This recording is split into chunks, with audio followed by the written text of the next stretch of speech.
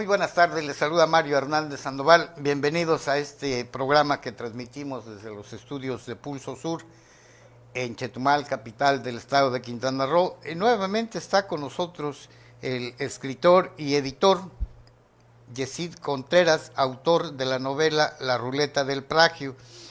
Y esta vez vamos a hablar de algo que siempre vemos cuando agarramos un libro.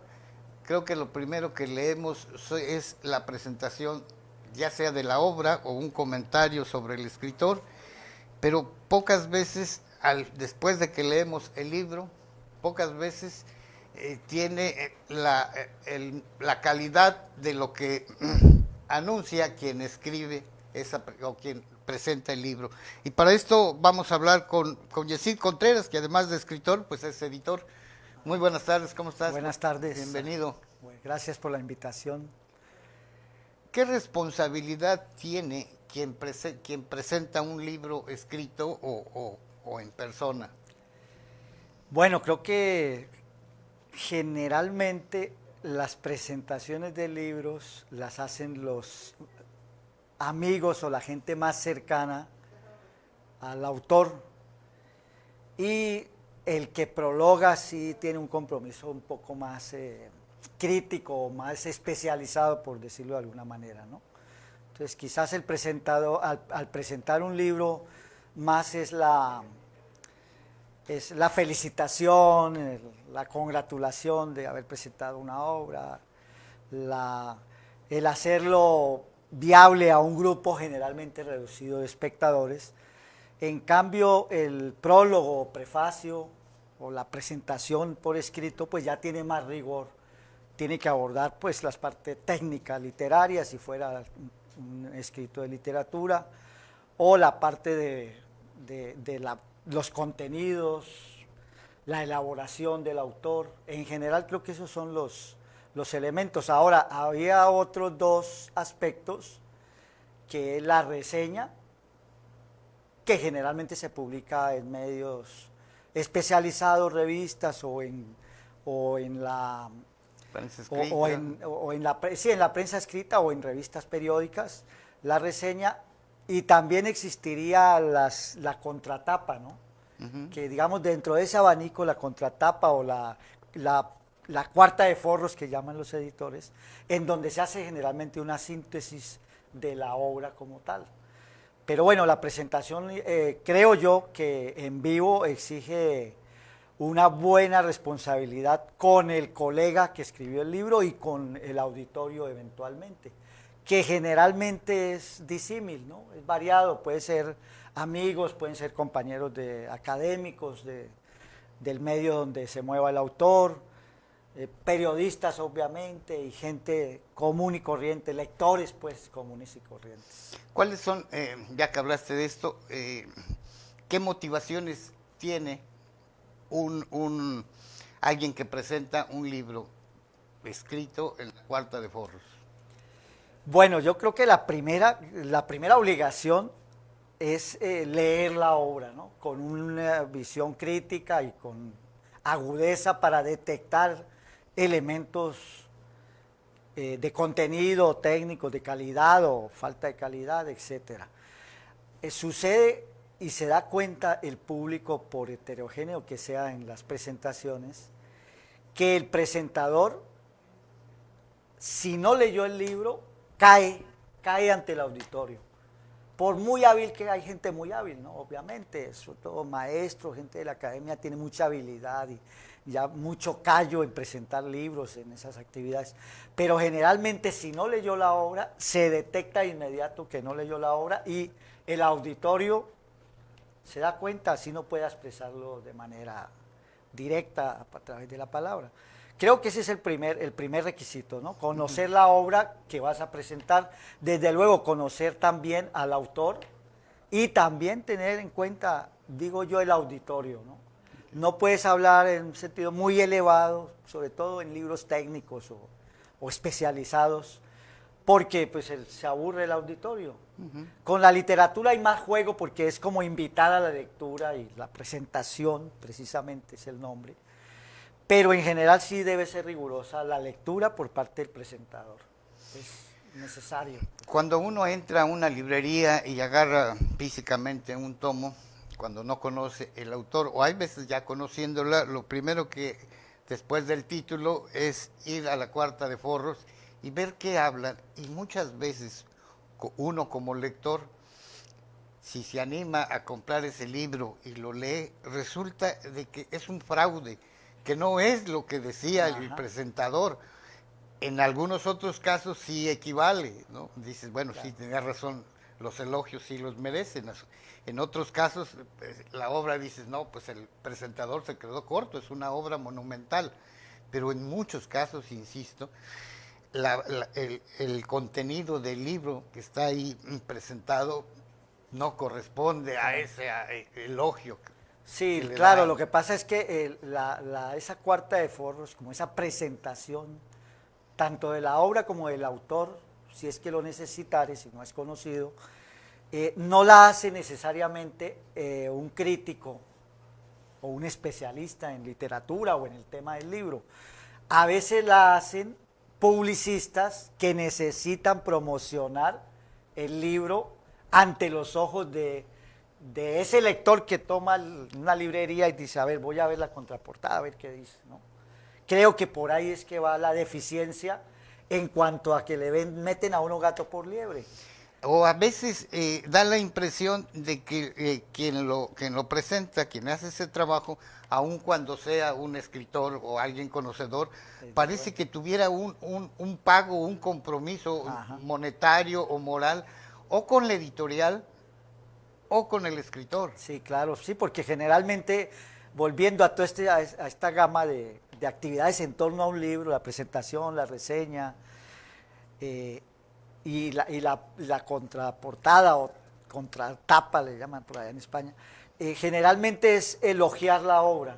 No vas a encontrar una línea crítica en un libro respecto al mismo libro. Es muy difícil, ¿no? Y también a veces vende quien firma, porque si el de la opinión que da el especialista en literatura, editor del diario español El País, o de la revista de cultura local, la Gaceta del Pensamiento, o Tropo a la Uña, entonces claro, eso le da le da una ventaja frente al eventual lector o comprador del libro. Pero casi que es inevitable lo del elogio o la palabrería a veces.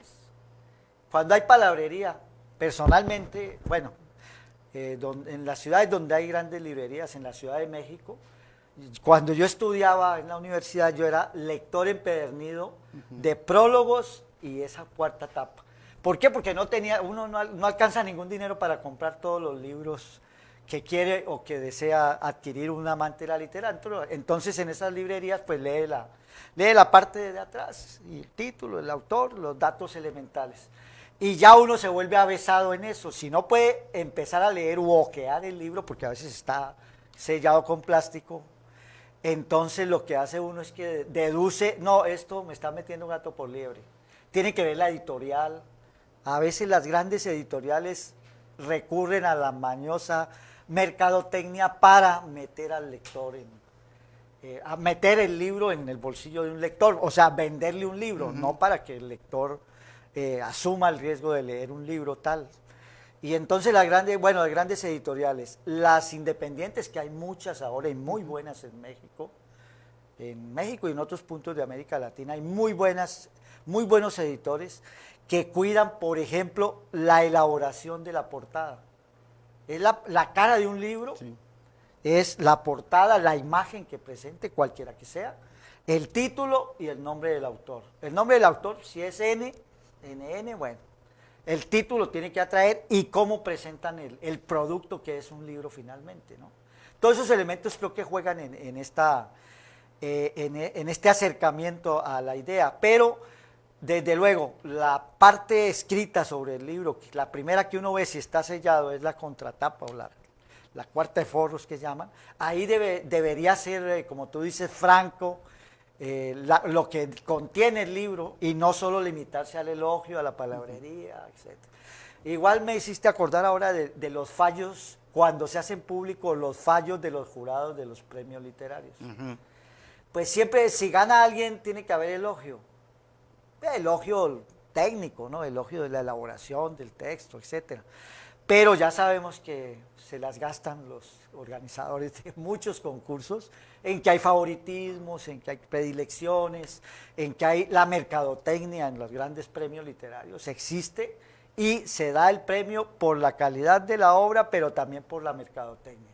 No es lo mismo Juanito, su primera novela, que la señora tal, que ha ganado 3 premios y que lleva 20 títulos y que es la gran periodista, etcétera, o el gran periodista. Entonces, claro que hay una diferencia, ¿no? Cuando uno agarra un libro y lee los forros, y donde hay palabras elogiosas para la obra, o para el escritor, o para ambos, y se anima y compra el libro, y uno lo lee y resulta de que no tiene la calidad de la presentación, uno claro, como lector se siente engañado, se siente robado. Claro, sí, porque es un producto que te lo vendieron, pero que realmente no reúne los requisitos de calidad, ¿no? Bueno, que exige. También hay otra cosa, es que hay lectores medios, por decirlo así, y hay lectores exigentes.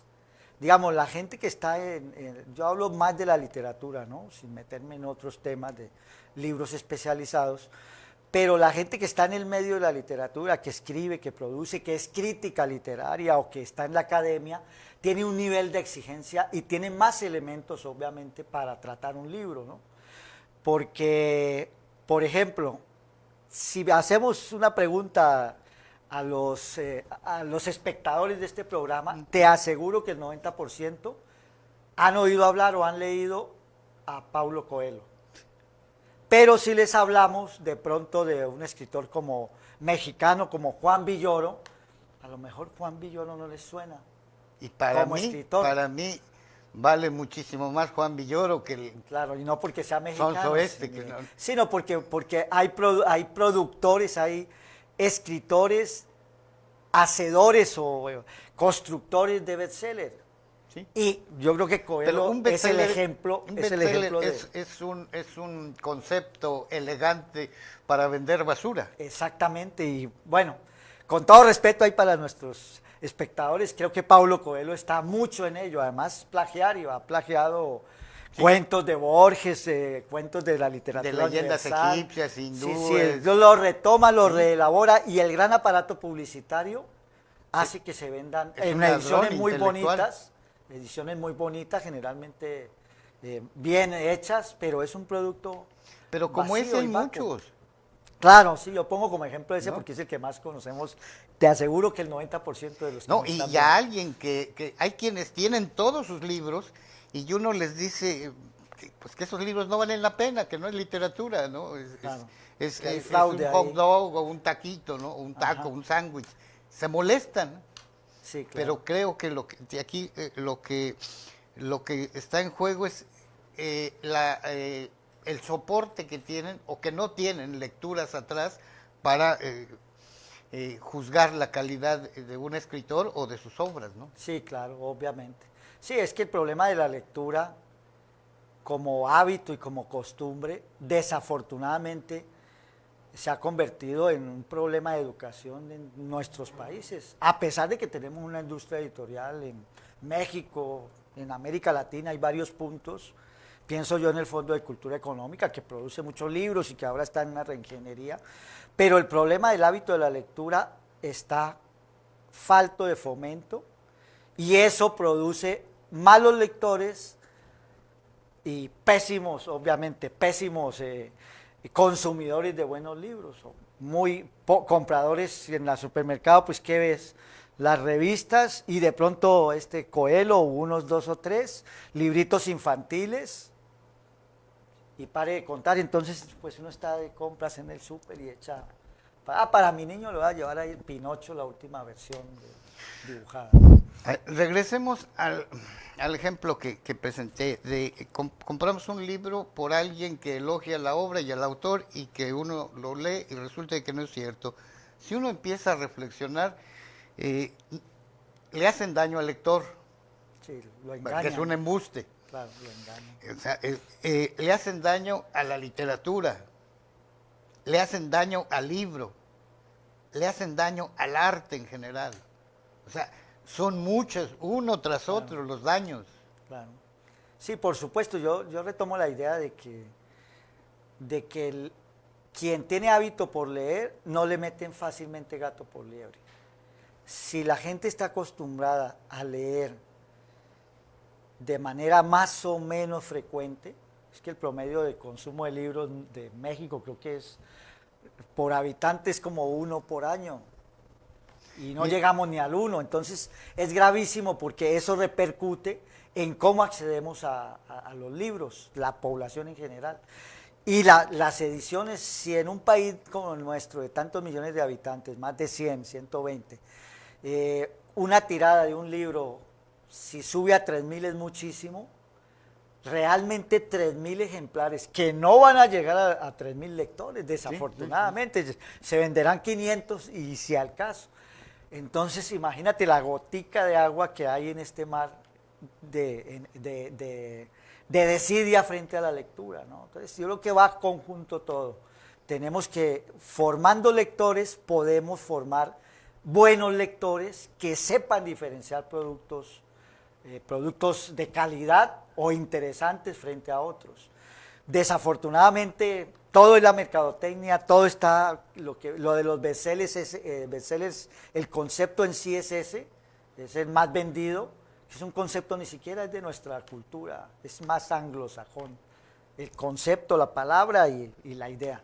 Y la aplicación en este mundo en que todo se debe vender, porque si no, lo que no se vende en masa, pues no vale y no sirve y a la basura.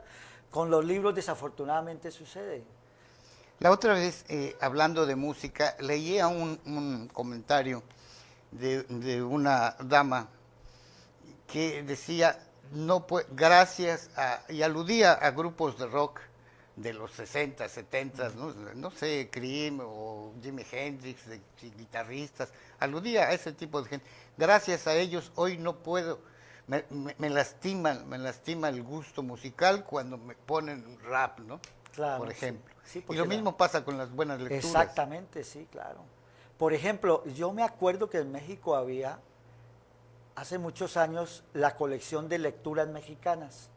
Que era, creo que del Fondo de Cultura, sí, ¿no? que había unas casetitas. Sí, los conseguíamos en de libro, los ¿no? kioscos, bueno, de la Ciudad de México y creo que se difundía.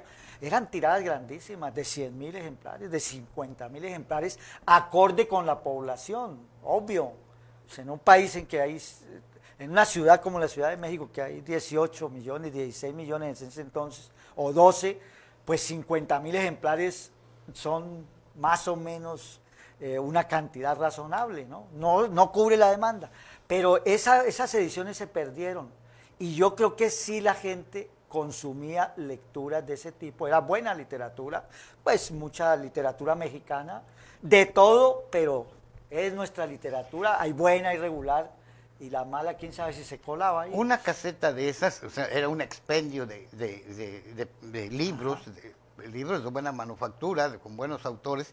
Estaba aquí casi enfrente del Mercado Viejo sobre la Avenida Héroes, donde hoy está un monumento que le dicen la Chetumaleña. Ahí decía correo de libro, y comprabas ejemplares rústicos con hojas de papel Revolución, que te costaban 10, 15 pesos, y claro, muy buenos autores. Claro, y fomentaban la lectura. Desapareció. Ahora está Educal. Pero yo creo que ya bajó muchísimo. Muchísimo. Ahora parece que hay un programa de revitalizar la Educal como un esfuerzo de editoriales a partir del Fondo de Cultura Económica, sobre todo, con publicaciones accesibles, pero Educal está ahí en el Museo de la Cultura Maya y te aseguro que los visitantes ahí somos, de vez en cuando, por un lado, eventuales, pero muy escasos porque está como escondido, porque falta como eso del kiosco, recrear la idea del kiosco, venta de libros que había, bueno, hace muchos años en México en particular. Otra cosa que no se hace en aras de difundir a los buenos libros y a los autores y de incentivar a la lectura, tenemos muchos espacios acá en Chetumal o en las ciudades de Quintana Roo donde hay un kiosco o un lugar donde pudiera ir gente a leer, pero no a leer de manera plana, cuadrada, sino casi a actuar un cuento. No lo hay. No, Se no hay, ponen, desafortunadamente. no sé, bueno, sí lo sé de dónde sale, que sacan, dicen, ¿cómo se llama? Agarran textos y finjan la voz, la engolan para leer poesía, cuando cada poema tiene su propia música, claro. no necesita una voz impostora, porque sí está ridículo, Claro. pero no hay eso. No, no hay esos espacios, yo creo que sería Los espacios bueno están, fomentarlo. no hay un programa con gente Dedicado adecuada para que no lea cuentos, sino que los actúe o tenga la habilidad, Claro. ¿no? Para actuar el cuento y incentivar a quien está oyendo a que corra a buscar el libro. Ahora hay mucha gente que sí hay un trabajo así como de hormiga y poco, por ejemplo, yo me he enterado a través de Facebook de que hay en la ciudad de Chetumal hay como 6 o 7 revistas. He visto algunas impresas, no puedo dar un juicio, sería irresponsable darlo, pero el esfuerzo está, gente de cuentachistes, gente que hace teatro, el mismo Callejón del Arte, bueno, es un esfuerzo que me parece que hay que estimular, porque tratan de fomentar la cultura a través de eventos artísticos, teatro, lectura, creo, no sé si presentaciones de libros tengan, bueno, música, sobre todo se dan con la música y con artes plásticas, pero son esfuerzos que habría que estimular y que existen así como subterráneos, porque son como de un público, los jóvenes sobre todo. Ahora, hay un proyecto de una feria del libro, de unos muchachos, se llama Feria Internacional del Libro. No, parece que no tiene apoyo oficial, pero están tratando de hacer una feria internacional del libro. Difícil, pues yo creo que ambicioso y me alegra mucho, pero son esfuerzos que habría que apoyar e impulsar para que la ciudad tenga o se vea la actividad cultural que está ahí como subterránea, que sí existe, yo creo que sí, en eso sí soy optimista, ¿no? A pesar de que no hay lectura. En las presentaciones de libros, hace poco una maestra ya jubilada, presentó un librito de cuentos, inclusive yo no tuve el honor de hacer la presentación, María Isabel se llama ella, en el Museo de la Cultura Maya, y había un público tremendo y tal, y yo leí los cuentos, hice la presentación, y me encontré con que son cuentos infantiles, con raíces locales, y que además uno de esos cuentos, como de 6 o 7 cuentos, obtuvo un premio nacional de cuento infantil, cosa que yo no sabía y que ni sabíamos nosotros. Y la maestra, bueno, estuvo feliz ese día y había un público ahí, alumnos, hubo música, etcétera. Pero bueno, yo creo que si se hacen esos eventos con frecuencia y se estimulan esas presentaciones, sí es posible ir creando una dinámica cultural que acerque a la población, a la mayoría de la población, utilizar estos domos, estos centros recreativos y deportivos para efectos artísticos. Algunas cosas se hacen, pero creo que habría que hacerlo de manera sostenida para acercar a los niños, a los jóvenes, a la población a la lectura y empezar a crear una cultura de ser buenos lectores, porque el que lee y empieza a subir su nivel ya sabe que no le meten gato por liebre, ni le venden espejitos por muy baratos que sean los libros, ¿no? Ahora, esos embustes de los que hay en los libros impresos por gente oficiosa que por X motivo elogia una obra cuando no lo vale, esto mismo ocurre en los talleres. Vemos que X taller, ¿no?, ya sea gubernamental o independiente, X taller, presentan, o sea, autorizan, el coordinador del taller o el director o lo que sea, empiezan a publicar cosas que tampoco valen la pena, y entonces digo, ¿qué no se dan cuenta el daño que le hacen al escritor, hombre o mujer, y a los lectores? ¿por qué lo hacen? Claro, sí, desafortunadamente hay casos de todo, ¿no? Pero digo, Me ¿por qué parece lo hacen? que- ¿Por qué hacen ese embuste? Claro, me parece que la justificación es que ellos hacen su chamba y lo que pueden. Pero hacer el trabajo, no, Ajá. hacer algo no es, o acaso entonces la pregunta es, ¿su trabajo es engañar al lector, Claro. engañar al escritor? A lo mejor lo hacen con buena voluntad, quiero pensar, pero sí, claro, en los talleres, en particular los talleres de literatura, yo creo que tienen que ser muy exigentes. No hay ningún rigor. Yo me acuerdo aquí, conocí a un personaje que a lo mejor tú también, Toribio, él tenía algunos talleres con alguna gente, Sí. y había un autor Él o tenía autor, una mafia allí en el Instituto de Cultura Ajá, y a su bueno, vez era parte de otra de otra mafia, mafia. que, Sí, el que tiene problema es sus que había- raíces en la UCRO. pero los talleres que me acuerdo que alguna vez yo conocí a un autor o autora que estuvo en un taller de esos y le decían, no, es que esta novela, le dijeron ahí, el grupo que estaba, no, es que esta novela no se puede publicar y le daban razones y razones. Y finalmente, hasta donde sé, no la ha publicado su novela, es mujer, no me acuerdo de él o ella, alguien. El caso es que hay que ser riguroso, pero digo yo, en los talleres estimulando la creación y la superación. Porque bueno, buenos poetas, Sabines, hay uno, o Rosarios Castellanos, o más Octavio Pero hay- Paz, pero hay una masa de gente que Hay produce cientos, por no decir miles, miles de gente. sabinitos. Exactamente, pero bueno, estimulándolos, siendo críticos. Pero estimulas llevando- a un escritor publicándole cosas que no soportan el rigor literario universal. Claro, desafortunadamente se da. O sea, es inevitable. Si tienes una materia prima, tienes una revista, tratas de conservar una norma de calidad, un nivel de calidad, pero desde luego que a veces no da el ancho toda la gente que tiene ganas de escribir o que está escribiendo, ¿no? No le harías un favor al escritor. Vamos, imaginémonos que tenemos un taller, tú o yo, y que hay una persona que ya tiene algunos textos y que quiere publicar, o que tú piensas que ya puede publicar. Claro. ¿No sería de más ayuda que le dijeras, mira, lo que acabas de escribir es publicable, sí, pero todavía no alcanza el nivel de arte, sigue siendo una artesanía. por esto, Todavía puedes pulirte si lees más, si escribes más y esto. Es mejor que no lo publiques y que te aguantes. No se le hace mal. ¿Eso no es hacerle un beneficio al escritor? Pues sí y no. Sí, porque le exige a mejorar y, claro, no diciéndole esto es malo, diciéndole aquí hay fallas, ripios, esta idea, tú no eres Sabines, Sabines hay uno, ni Octavio Paz, que son como dos polos de tipo de poesía. Entonces, bueno, no eres Sabines, no escribas como Sabines.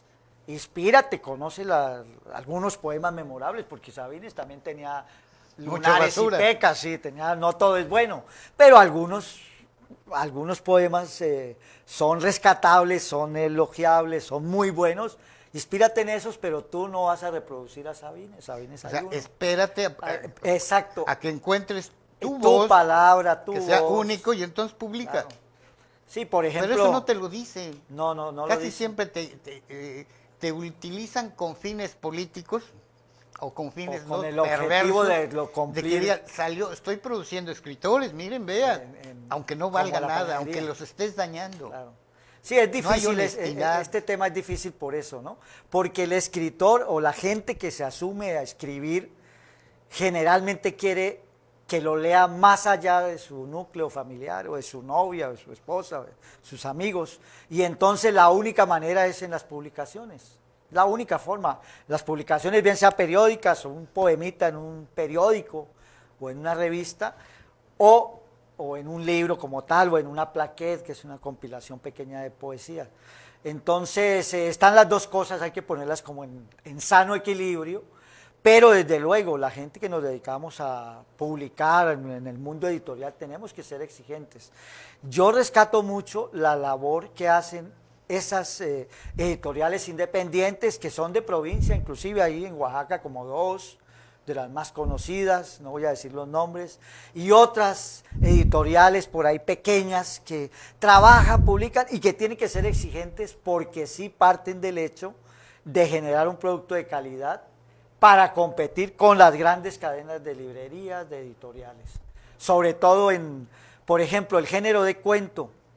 El género de cuento es subestimado, a pesar de que los grandes autores y escritores necesariamente tienen que haber escrito cuentos para llegar a las obras magnas de la novela, necesariamente.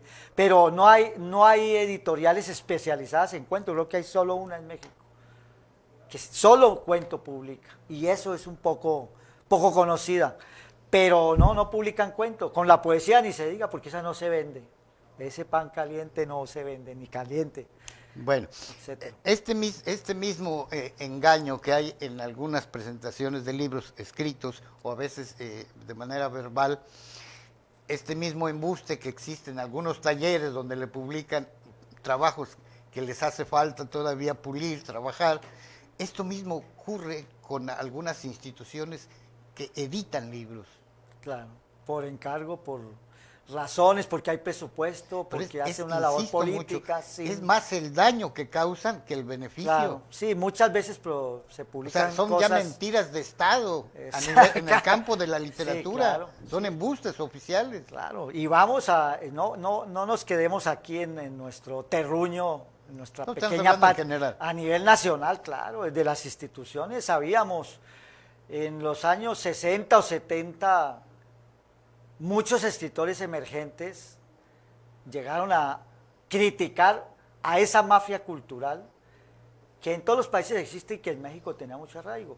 Y esa mafia cultural a veces estaba impulsada por escritores consagrados, a veces buenos, otros de regular calidad, pero ellos, dentro del favoritismo de sus amistades, de sus familiares, de sus allegados, de la gente de sus talleres, los promovían y cerraban el círculo hasta ahí, no podían emerger otras voces que estaban allí, que fueron las que criticaron esa mafia del poder, ¿no? La mafia del poder cultural, sí, sí, que existe hasta la fecha. Yo creo que se está rompiendo un poco, se ha roto, por ejemplo, las actividades de este tipo marginal, que así nacieron las editoriales independientes en casi todo lado, rompen con eso, porque no puedes acceder ni a la del Estado, ni a la encumbrada multinacional monopólica de publicadora de libros, ¿no?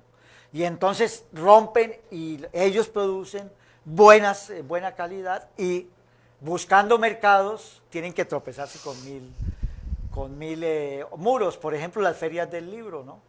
Ya es que hay ferias del libro grandes, ferias medianas, ferias de editoriales independientes y otras ferias de los libros que yo creo que es una política que debería seguirse de fomentar las ferias de los libros, porque es una manera de acercar los libros a la población como un producto que tiene que estar ahí, porque pueblo que no es culto, pueblo que no es libre, definitivamente. Ahora, estas instituciones gubernamentales que publican libros, que editan libros, tienen o deben tener un consejo editorial. Debería. Pero cuando uno ve las personas que los integran y por lo que publican se ve a todas luces que no han leído nada, que no saben nada, que quién sabe por qué están allá y llevan un sello institucional. Sí, desafortunadamente. A veces, y yo creo que debe haber en los congresos y en las instituciones, debe haber partidas destinadas para fomentar la cultura, entre ellos debe haber un rubro de impresión de libros y obras de interés social y de interés para la entidad, pero desafortunadamente a veces se despilfarra el dinero de esa manera, ¿no? Como tú en embustes, de vender, de vender ¿no? Cuentos mal hechos, pues desafortunadamente es así. Ahora, los concursos también vienen al cuento, porque los concursos generalmente están influenciados, los grandes por el factor mercadotécnico y los locales o medianos o nacionales por el factor del influyentismo, el tráfico de amistades, de fomentar inclusive de crear el escritores de la nada, de infancia también, de infancias literarias, digo. Sí. Acaba de haber una polémica ahí, bueno, un tanto una polémica en la Secretaría de Cultura porque decidió reducir el premio de uno de los premios de Bellas Artes que son importantes en este país, y resulta que un escritor denunció que por qué no se cumplía el reglamento de un concurso. Ahora estoy hablando del concurso de este año, o sea, del 19, porque resulta que él mandó 2 obras participantes. Y entonces se supone que cuando un autor participa en estos, manda un sobre sellado con sus datos, su mini biografía o breve biografía, y un seudónimo la obra, ¿no? Para que haya un anonimato al momento en que los jurados vean. Dice que para que no favorezcan. Exactamente. Pero ya saben quién va a ganar. ¿Quién va a ganar? Pero bueno, pero lo grave de esto es que él mandó 2 obras. Con seudónimo diferente y obviamente con su plica cerrada. Que ya es una trampa. La depositan. Y entonces a él lo llaman para decirle que lo lamentaba mucho, pero que estaba descalificado del concurso porque estaba participando con 2 obras. Y él dijo, bueno, y si los sobres son cerrados y se depositan en una notaría y se abre solo el de los ganadores o el del ganador, que generalmente es uno, entonces ¿cómo saben que yo mandé 2 obras? Claro, había un fraude, había una falsedad ahí. Se armó el problema y bueno, ahí estamos en esa, ¿no? Por ejemplo, es claro cómo sucede con estos concursos que pierden credibilidad y que además dejan en evidencia que hay favoritismo y que hay trampa, porque hay trampas, claro que hay trampas. En un premio literario donde hay 100 novelas, digamos, porque hay premios que ascienden a más, 100 novelas son de a 200 páginas, son 20,000. 5 jurados van a leer 4,000 páginas, porque además gente que está en la academia o que tiene su actividad de periodistas, de escritores, lo que sea, es imposible, ¿no? Entonces, ¿qué sucede?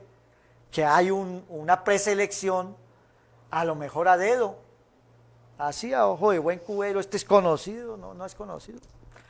Quémense como en la hoguera, ¿no? Ocurre como en las elecciones, ¿no? Ya saben quién va a ser, ya hay un anteproyecto de va a ganar fulano. Ajá.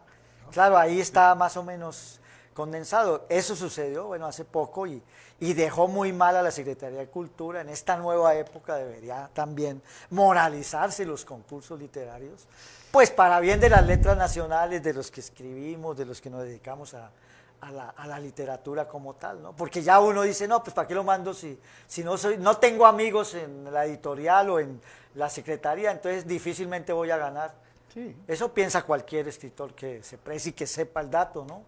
Y sucede a menudo. Claro. Oye, ¿me permites unos comentarios de gente que está viendo el programa? Minelli Campos, muy importante tomar en cuenta la presentación de los libros. Gabriela Roja, es un gran orgullo ser tu compañera de vida, Yesid. Mirror Offset, qué buen tema, deja mucho que pensar. Marcos Martínez, saludos Yesid, grandes obras. Daniela Jiménez, excelente programa. Laura Page, saludos desde Cancún. Y bueno, hay todavía algunos otros. Pues qué rápido se nos fue la hora. Tiempo, uy, ¿no? Ya casi. Quiere decir que estuvo interesante. Sí, qué bueno. Nos quedan 5 minutos. Te voy a agradecer si nos comentas algo que para ti es importante como escritor, que vas a ir a Cancún a la Feria Internacional del Libro, ¿no? A Guadalajara. A Guadalajara. A Guadalajara sí, realmente me tomó por sorpresa, aunque es un esfuerzo de editores del Faro Editores. Pero bueno, nos llegó la buena noticia en estos días, ya apareció la programación, ya vamos a representar también a Quintana Roo, porque aunque yo soy de origen colombiano, llevo 20 años aquí en el estado, en la ciudad de Chetumal viviendo, y la novela, esta primera novela que publico, obviamente tiene ondas, La Ruleta del Plagio tiene ondas. Este es el libro. Valga la pena, el spot publicitario tiene hondas raíces en la ciudad, tiene que ver con nuestra realidad, con un Chetumal que cambió definitivamente del idílico paraíso al ¿qué será? La capital mexicana con todos los problemas de violencia, de narcotráfico, etcétera, que desafortunadamente vive México. Y bueno, la invitación también es a leer la novela, a criticarla obviamente. Algunas me han llegado críticas, sí, pues es una primera novela, aunque yo llevo muchísimos años de lectura y de escritura también, pero digamos es un trabajo como de 10 o 15 años, no es las novelas tienen que trabajarse con mucha paciencia y mucho tiempo y generalmente no salen tan rápido como puede salir un poema, que sí puede salir mucho más rápido, más o menos en su versión final. Y esa es la invitación a la Feria de Guadalajara, pero además también no desaprovecho la oportunidad de mencionar que los compañeros universitarios de la UCRO han aceptado la presentación de esta novela en las jornadas de humanidades de la frontera México-Belice que se van a realizar creo que en agosto, porque esta novela, creo yo, hace parte pues de una producción cultural que tiene que ver con nuestra ciudad, que rescata elementos, no solo la parte de la violencia, la ludopatía, sino también la parte cultural, la comida, nuestro paisaje urbano, que a veces como vivimos aquí no lo valoramos lo suficiente.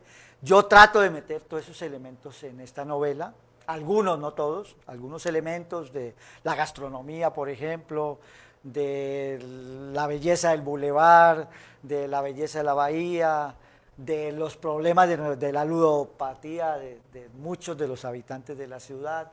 Bueno, más o menos es el cúmulo de vivencias y de recreación y de fabulación, de imaginación respecto a una ciudad que se nos cambió y que se está modernizando a la brava y a la mala, ¿no?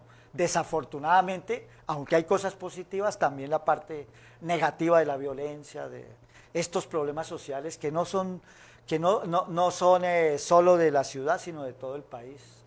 Bien, pues muchísimas gracias. Créame que no se podría pasar todavía más tiempo con Yesid Contreras platicando de literatura y de todo lo que tiene que ver con libros y otras cosas. Muchísimas gracias por estar aquí. Gracias al equipo de producción, a Pulso Sur, al director general Ramón Aguilar Fernández. Muchísimas gracias y me despido también anunciándoles que en el próximo programa va a estar un escritor, sobre todo de temas políticos, Ángel Cabañas Basulto. Lo esperamos en la próxima emisión de este programa desde Pulso Sur en Chetumal, capital del estado de Quintana Roo. Hasta luego.